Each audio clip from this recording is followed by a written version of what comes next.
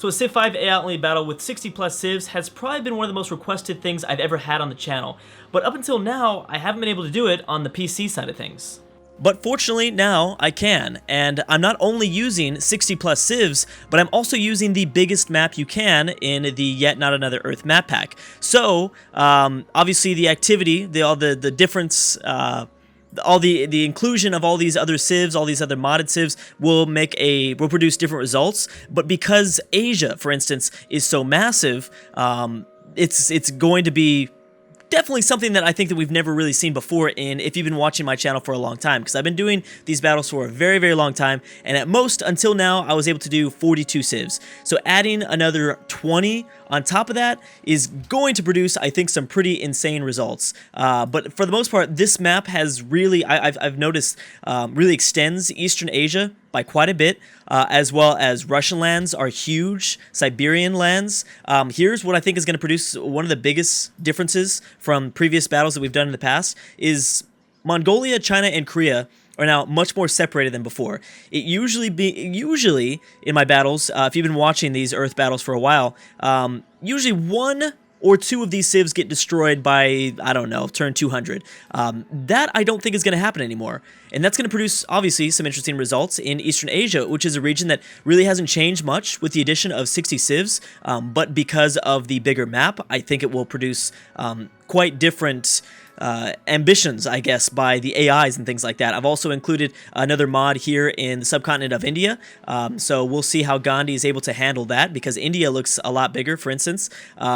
Africa is always going to be interesting. We have the Ashanti returning, Songhai, Mali out here in the west. Morocco, I have included the Vandals now to produce, I think, or I guess to push Carthage a bit more, which could help out Rome. That's one thing that we need to keep in mind is, since Carthage is not going to be alone here in North Africa, this might really help Rome, because rather than attacking this massive force that Dido has building up, now maybe he can divide and conquer. Who knows what will happen? Obviously, we're not using all the vanilla mods the vanilla civs that start off naturally in Europe, because Europe is a limited area, but I have included Norway because by popular demand, I definitely wanted to include Norway. We also have Novgorod here to maybe counterbalance a little bit of Catherine.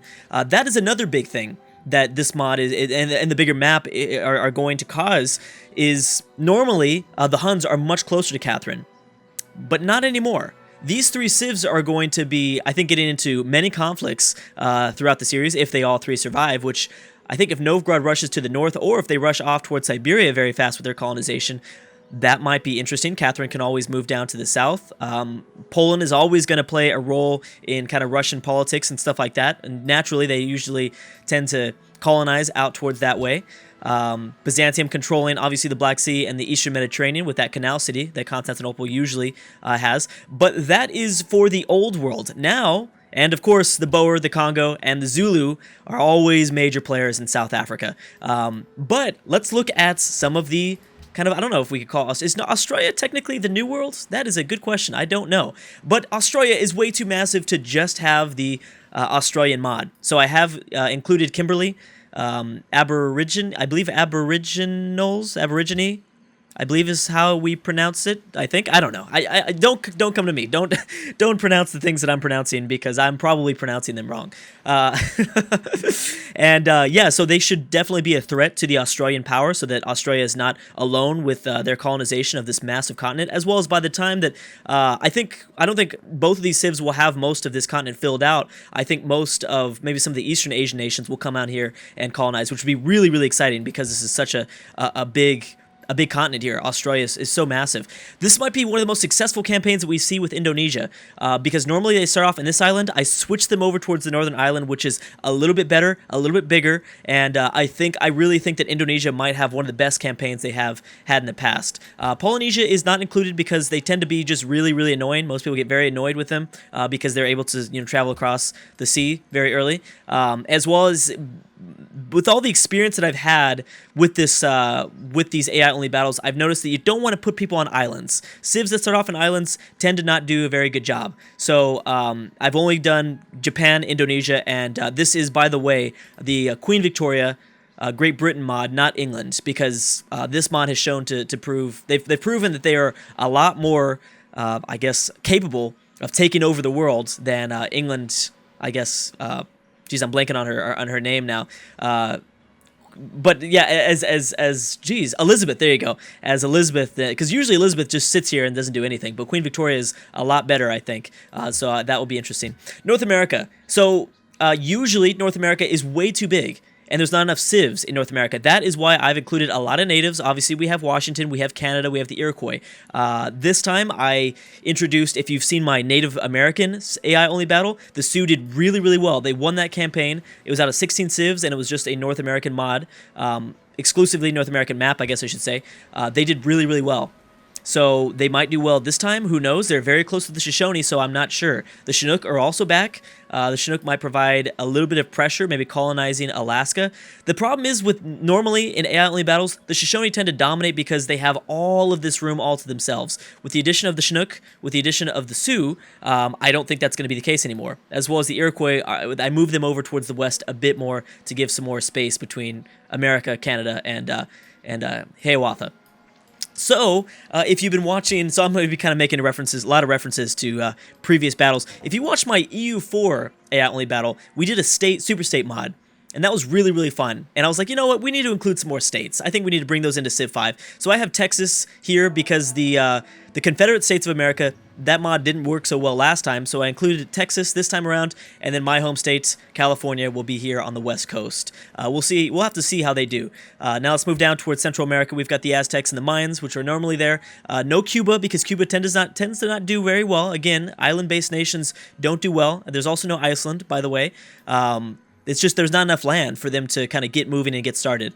So Grand Colombia is back. Colombia is back. Obviously, the Inca are still here. We've got the Brazilians, and then 2 more Latin American civs, Argentina and Chile. I think that, honestly, the New World might be one of the most exciting areas in the entire campaign because, well, first of all, we've seen these map sizes before. South America looks really, really big, but we've never had them compete, this many civs compete for this much land. As well as, notice how much of the northeast border that South America has that is just completely filled. I mean, I don't know where Colombia is going with that settler. They could be going to the south. They could be going off the east. But there might be some really interesting colonization from civs from Europe, or actually more likely, maybe some sub-Saharan African civs. How cool would that be to see the Ashanti or Mali begin to colonize this kind of east corner of South America? That'd be very, very cool. I think it's actually more likely that African civs will colonize because this is, I think, a more proportionate map than we've used in the past. Okay, so are we seeing any sort of settlers? I know we're starting to initially see the first few settlers.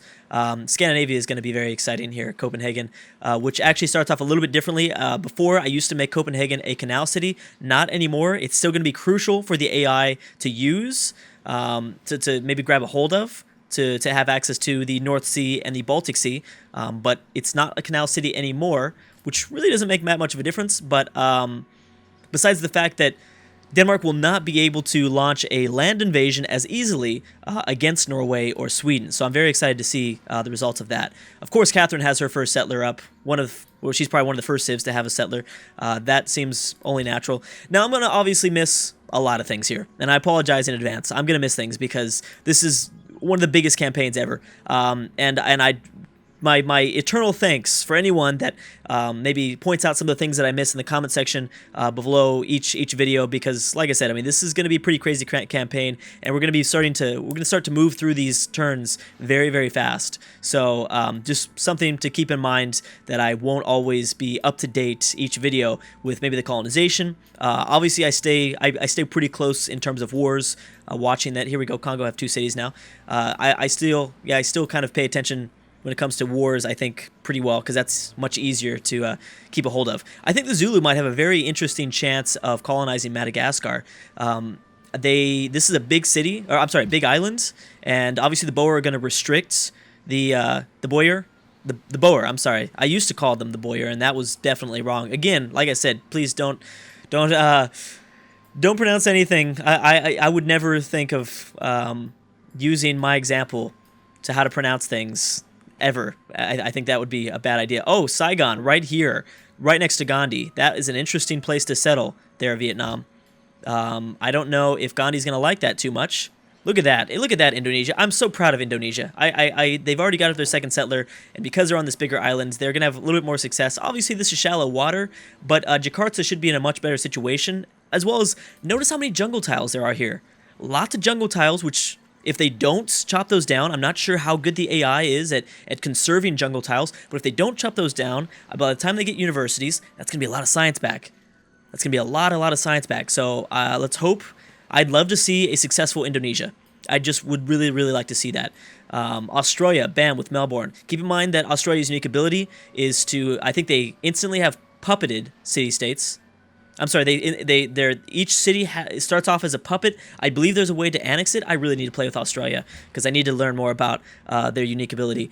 But I think they generate more tourism like this. Something like that, something along those lines. I apologize, I can't remember off the top of my head. Korea, bam, going for their second city. We already have Mongolia with their second city, which they're actually moving away from China.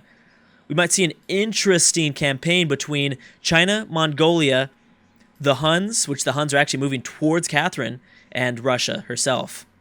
A big divide here. So, yes, you will notice a lack of mountains. That is another thing that I've learned through experience, is to limit mountains. It's not, I understand why some people like mountains. Obviously, as a human player, yeah, you want mountains because of observatories and things like that. But for these battles, and for these battles to be as entertaining as possible, if you remove mountains, we see more cities fall. And that's what people want to see, and that's what I want to see. So I want to see cities fall. So most mountains have been removed. There were a few still in the Himalayas because it's the Himalayas. But all of the mountains in Europe have been removed, which means that it's more than likely, it's more possible for a great power to arise out of this location. Bam, Birmingham has been founded in the British Isles. Good for them. We've got the French going for a second city. Rome, already with, bam, they're about to go for their third city. Rome's looking good. So, in terms of my picks, obviously, if you've been following me for a while, but I will repeat myself, if you've never watched one of these videos before, if you leave your comment section, if you leave your pick for what civ you think is going to win by the end of this campaign in the comment section below, then I will give you a shout out by the end of the series.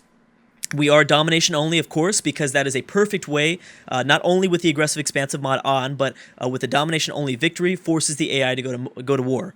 That's what we'd like to see. We'd like to see AIs go to war and fight each other and kill each other and see which one is the most expansive and who ends up dominating the game. So we will see lots of wars, I'm sure, probably within the next video, because that's just how usually around, we've gotten it down to making the AI so aggressive that they go to war around turn 50 instead of naturally usually around turn 100 when you're playing, kind of a human campaign. So in terms of my picks, there's a lot. I don't know. I've been trying to focus because it's been a long time since I've picked right. I've been really trying to think about this. Oh, I completely forgot that Tibet is here. And I gave them a mountain and some mountains and stuff like that. Some snow because they need that for their unique ability. I've been trying to figure it out, and I can't tell. It really depends on, you really have to, I think, consider what's going on in the old world and what's going on in the new world. California, going to squeeze through the Chinook and the Shoshone. The Shoshone really cutting off California right now. That's too bad. Obviously, I've got a natural bias towards California.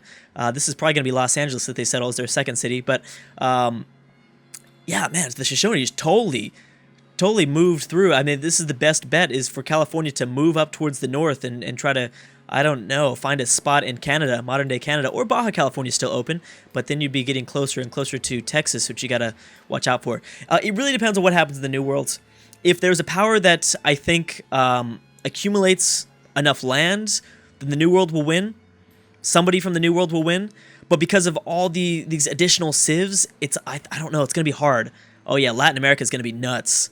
Latin America, already everyone's getting down to their second city, so that's going to be pretty crazy. If there's a power that arises in Europe, then yeah, you have to give them a lot of credit. They're going to be doing really, really well.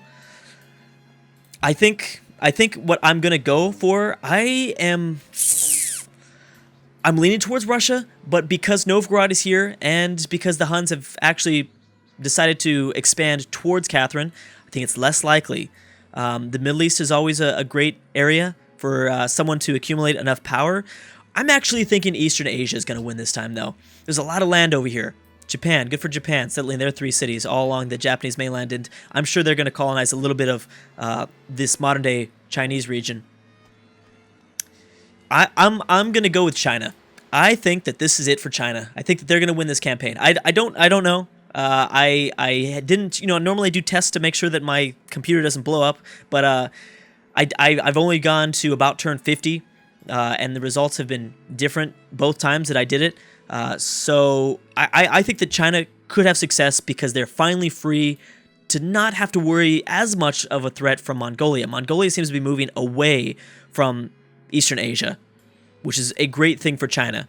The longer they survive, the harder it is for Mongolia to take them over. Obviously, when Mongolia gets their Kashyyyks and their great generals, or their great Khans, I should say, that's when they just start to snowball. And if they take enough cities at that time when they're at their strongest, that is when they usually are not going to get stopped. But it really depends on what happens with Korea.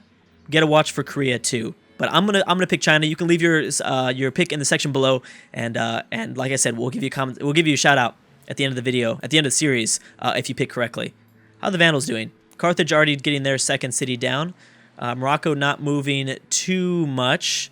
You will notice this BRD, which is, geez, what does that mean again?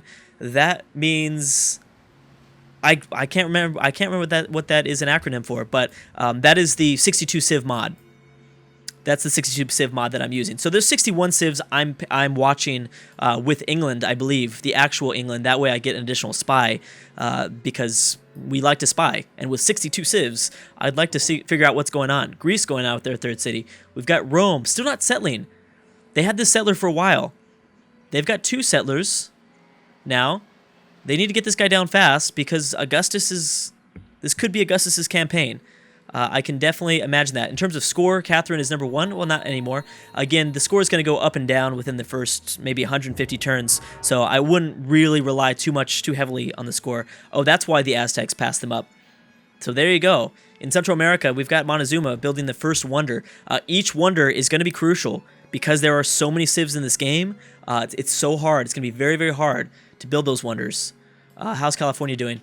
California had to they had to go back down south, I guess. Oh, no, they're still up here. They're still up here, so they have their 3rd settler. Seems like everybody is settling, which is good. Sometimes we tend to have mods that don't settle for some reason. Oh, man, the border gore is already going to be very, very bad in, well, Siam and Champa haven't settled just yet, but I think that they will. The border gore is going to be pretty bad here. Obviously, with India moving off to the east, we have Vietnam moving out to the west. Is there anybody else that we see? No, everyone else is clean, but I guess it's just those 2 civs that decided to defy the odds. Bam, Indonesia with 3 cities. That is awesome. That is very cool. I'll probably be checking on the Pantheons as well a little bit later. Not yet. I don't mind the Pantheons early on. I don't really pay attention too much to the... Oh, Kimberly is about to grab this this natural wonder. I don't really pay attention to the Pantheons too much. I mainly look at religions. So yeah, we will definitely check on religions because before religion had a big impact with 42 civs in the game, but with 61 civs in the game, it's going to have a much even bigger impact. If there's only 7 religions that can be founded, which I think there can be. I think it's only 7, but I'm not 100%. But anyways, guys, I'm going to have to stop right there. Thank you so much for watching, and I'll see you guys next time.